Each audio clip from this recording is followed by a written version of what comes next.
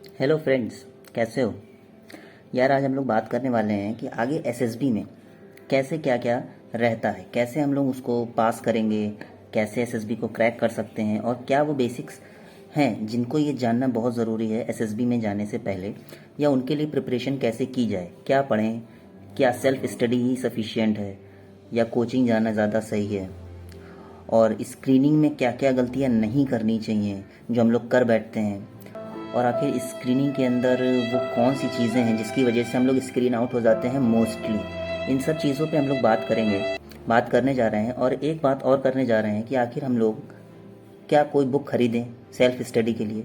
वो बुक भी मैं आपको बताऊंगा, मेरे पास है, मैं उससे पढ़ता था, बट वो कुछ मेरी ही फॉल्ट थी जिसकी वजह से मैं स्क्रीन नहीं हो पाया, और वही फॉल्ट्स मैं आपके साथ शेयर करूँगा कि आखिर ये सब क्या होता है इस टाइम। जिनको भी दिक्कतें हैं प्लीज़ पूरा वीडियो देखिएगा, अच्छी लगी हो तो लाइक ज़रूर करिएगा और सब्सक्राइब प्लीज़ कर दीजिएगा। फर्दर और भी प्रोसीजर्स के बारे में, full SSB procedures, first day, second day, third day, fourth day, fifth day, आखिर क्या क्या होता है, इन सब सारी चीज़ों पर आपको वीडियो में बताया जाएगा नेक्स्ट वीडियो में। अभी देखते हैं how to prepare for SSB. चलिए स्टार्ट करते हैं। सबसे पहली बात क्या आ जाती है, सबसे पहली बात यह आ जाती है कि अगर एक मिथ है जो दूर करना चाहते हैं कि अगर आपके लो मार्क्स आए हैं, जैसे 157 कट ऑफ गई है इस बार एफ कैट 2 की, तो अगर आपके 158 हैं, 159 है, 160, 161, 162 और 170 तक लोग कहते हैं कि मे बी लो मार्क्स हैं उनके। तो यार देखो, अगर ऐसा कोई कह रहा है आपके लो मार्क्स हैं एंड आप फाइनल उसमें नहीं पहुंच पाओगे, फाइनल मेरिट लिस्ट में नाम नहीं आएगा, तो ऐसा नहीं है। ऐसा इसलिए नहीं है क्योंकि अगर इसके 200 मार्क्स आए हैं, वो अगर स्क्रीन आउट हो जाता है, वो अगर स्क्रीन आउट हो जाता है और जो 157 मार्क्स पाया है वो स्क्रीन इन हो जाता है, तो जो स्क्रीन इन हो गया चांस तो उसके ही ज़्यादा है ना। और एसएसबी में भी मार्क्स मिलते हैं, उसके मार्क्स भी मैटर करते हैं। इस वजह से ये एक मिथ हटा दीजिएगा कि आपके कम मार्क्स हैं, चाहे बॉयज़ हों चाहे गर्ल्स हों, आपके कम मार्क्स हैं तो आप वहाँ पे आफ्टर स्क्रीनिंग, आफ्टर रिकमेंडेशन आप मेरिट आउट हो जाओगे। ऐसा बहुत कम, और बाकी लक तो चलता ही चलता है, बट ऐसा नहीं होता है कि जिसके 200 आए वो स्क्रीन इन हो ही जाए या वो कॉन्फ्रेंस इन हो जाए। वो कॉन्फ्रेंस आउट हो सकता है, 157 वाला कॉन्फ्रेंस इन हो सकता है, ठीक है ना। तो इस मिथ को प्लीज़ दूर कर लीजिएगा, और जिनके लो मार्क्स हैं वो ज़रूर आगे बढ़ेंगे, बिल्कुल रिकमेंड होंगे। मैं भी पूरी कोशिश कर रहा हूँ और आगे इन पे वीडियोस बताता रहूँगा और जो छोटी छोटी इन्फॉर्मेशन हैं। अब हम लोग का जो सेकेंड टॉपिक है वो ये आ जाता है कि कैसे प्रिपेयर किया जाए, कैसे प्रिपेयर किया जाए। मैं आपके लिए बुक लाया हूँ, इसके बेसिस पे मैं आपको बताऊंगा कि कैसे प्रिपेयर किया जाए। क्या कोचिंग की जा सकती है? देखिए, कोचिंग बहुत एक्सपेंसिव हो जाती है।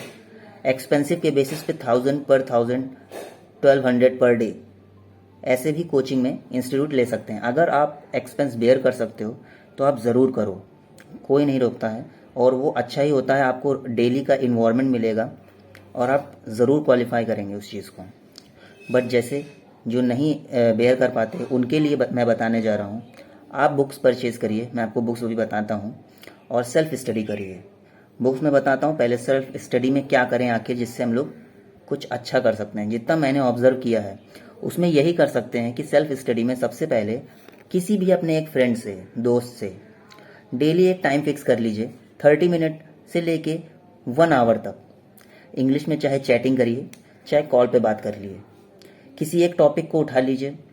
वो पॉलिटिकल इशू ले लीजिए, जोग्राफिकल इशू ले लीजिए, या जैसे अफगानिस्तान के इशू पे बात करिए। मतलब कोई भी जो प्रिवेलिंग कंडीशंस चल रही हैं, उससे क्या होता है कि आपका जो एक्चुअल अंदर की फीलिंग्स है ना वो इंग्लिश के थ्रू निकलेंगी। कुछ वर्ड्स आपको नहीं आएंगे वो आप उनको बताएंगे सामने वाले को, कोई सामने वाले को नहीं आएंगे उसको आप बताओगे, ठीक है ना। तो इससे क्या होगा, दोनों की इंग्लिश इंप्रूव हो जाएगी। और डेली बेसिस पे करना, ये नहीं कि एक दिन किया दूसरे दिन छोड़ दिया तीसरे दिन किया, नहीं, डेली। जैसे हम लोग हिंदी बोलते हैं बिना सोचे समझे, फ्लुएंटली निकलती रहती है कॉन्फिडेंस के साथ, उसी तरीके से इंग्लिश का भी रहेगा, आप कर लोगे। अब जैसे क्रिकेटर्स हैं, कुछ को देखो पहले हिंदी आती थी, इंग्लिश नहीं आती थी, अब देखिए वो भी इंग्लिश में बात करें। क्यों? क्योंकि उन्होंने ऐसे ही सीखा। क्रिकेट भी खेलते थे इंग्लिश, इंग्लिश आना कोई बहुत बड़ी चीज़ नहीं है, ठीक है ना। इसकी बेसिस पे आप सेल्फ स्टडी करिएगा और अपने आप को इंग्लिश में सबसे ज़्यादा फ्लुएंट करिएगा, क्योंकि जब स्क्रीनिंग होती है तो वहाँ पे इंग्लिश ज़रूरी होती है, और उसके बाद वाले भी सारे प्रोसीजर्स में इंग्लिश बहुत ज़रूरी हो जाती है। अगर हम लोग बात करें एक बुक का, कि किस बुक से पढ़ा जा सकता है। तो मेरे पास एक ये बुक है,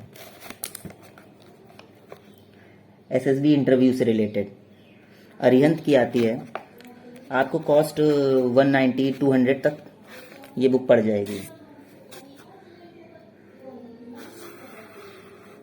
इसके अंदर अगर आपको मैं बताऊं तो ऑल अबाउट एसएसबी से रिलेटेड सारी बातों के बारे में दिया हुआ है, कंटेंट दिया हुआ है। बट इसमें ये हो जाता है, इसमें रिटन फॉर्म है, कुछ ऐसी चीज़ें हैं जो जनरल क्वेश्चंस होते हैं, वहाँ के एक्सपीरियंस होते हैं। वो एक्सपीरियंस तो आपको एज अ सच स्टूडेंट या कैंडिडेट ही पता चल पाएंगे। बट बुक याली सही है, आपको डिटेल्ड चीज़ पता चल सकती है। अब सेकंड जो बात है वो ये है, अब हम लोग जान लेते हैं टेस्टिंग शेड्यूल एट एसएसबी में टेस्टिंग शेड्यूल क्या रहता है। फर्स्ट डे की आज बात करते हैं, स्क्रीनिंग तक की बात करते हैं, बाकी बातें नेक्स्ट वीडियो में बताते रहेंगे। तब तक स्क्रीनिंग के बारे में आप जान लीजिए कि पहले दिन जब हम लोग पहुंचते हैं तो आरटीपीसीआर जो एंट्री टिकट एक तरीके से होता है वो तो आपको कराना ही होगा। ये तो डॉक्यूमेंट का मैटर है, वो मैं आपको बताऊंगा नेक्स्ट वीडियो में। बट अभी ये है कि फर्स्ट डे में सबसे पहले जब हम लोग एंट्री करते हैं तो हम लोगों को सुबह का ब्रेकफास्ट मिलता है। इसके बाद एक हॉल में लेके जाया जाता है, चाहे आप वाराणसी जाइए, चाहे देहरादून जाइए, चाहे मैसूर, चाहे गुवाहाटी, चाहे गांधीनगर, कहीं भी जाइए। उसमें क्या हो जाता है, सबसे पहले OIR टेस्ट होता है। OIR टेस्ट के अंदर ऑफिसर्स इंटेलिजेंस रेटिंग, वहाँ पे आपको 30 minutes and 30 minutes, 2 bar 30 minutes के रीजनिंग के क्वेश्चंस, मिलिट्री एप्टीट्यूड के क्वेश्चंस आपको दिए जाएंगे। 100 क्वेश्चंस होंगे। 100 क्वेश्चंस के अंदर क्या होगा, आपको 60 मिनट दिया जाएगा कुल मिला के, है ना। बैक टू बैक वो होंगे, मतलब 30 मिनट्स का हुआ, फिर नेक्स्ट पेपर एक्सचेंज कर लिया जाता है बगल से। वो एक प्रोसीजर फॉर एफएसबी वाराणसी में लास्ट टाइम हमने फेस किया था। उसमें क्या था, अगल बगल वालों से हम लोग पेपर एक्सचेंज कर लेते हैं। उनके इतना सिक्योरिटी रहती है कि वहाँ चीटी करने का कोई मतलब नहीं, आपके पास टाइम भी बहुत कम रहता है, ठीक है ना। जब आपका OIR हो जाता है, OIR होने के बाद कुछ देर बाद आपकी PPDT स्टार्ट होती है, picture perception and discussion test. इसके अंदर क्या होता है कि 30 सेकेंड्स के लिए आपको एक इमेज दिखाई जाती है, थोड़ी सी ब्लर रहती है, बट समझ में आ जाएगा। 30 सेकेंड के बाद, मतलब 30 सेकेंड के बाद आपको एक पेज प्रोवाइड पहले ही कर दिया जाता है, जिसपे आपको 1 मिनट के अंदर आपको पूरी अपनी स्टोरी लिखनी पड़ती है। स्टोरी जो होनी चाहिए वो कंस्ट्रक्टिव होनी चाहिए, कोई नेगेटिव एप्टीट्यूड टाइप से कुछ नहीं रहना चाहिए आपका माइंडसेट। बट क्योंकि वो एक नेगेटिविटी अगर फैलाएगी तो वो नहीं बन पाएगा।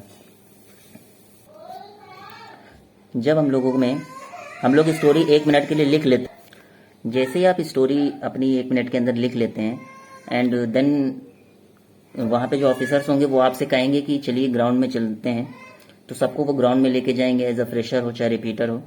ग्राउंड में ले जाने के बाद अगर ज़्यादा मेंबर होते हैं तो 15 करके ग्रुप बनाते हैं, नहीं तो 13 या 10 ऐसे करके ग्रुप बना दिया जाता है। मेरे टाइम पे 10 to I think 13 members are there in one group. And उसके बाद क्या होता है कि आपके सामने एसेसर्स बैठते हैं, उनके सामने हम लोगों को 1 by 1 करके अपनी जो स्टोरी लिखी हुई है बिना देखे नरेट करनी होती है इंग्लिश में, with fluent English, with confidence and with correct pronunciation. That means आपको वही 1 मिनट के अंदर सब कुछ अपना बताना रहता है जो स्टोरी में आपने लिखा हुआ है। इसके तुरंत बाद जैसे स्टोरी लास्ट बंदा ख़त्म करता है अपनी, उसके तुरंत बाद GD होता है। GD मतलब ग्रुप डिस्कशन, जिसके अंदर हम लोगों को एक कॉमन उस पे आना होता है, कंक्लूजन पे, कि हमारी स्टोरी का एक्चुअल क्या है हमारी स्टोरी। उस GD में बहुत ज़्यादा ही डिस्टर्बेंस रहता है, आपको उस GD में पार्टिसिपेट करना और कुछ ना कुछ लोगों को अपनी तरफ अट्रैक्ट करना, ये एसेसर्स को पसंद आता है। तो ये कर लिया जिसने, वो मे भी स्क्रीन हो सकता है।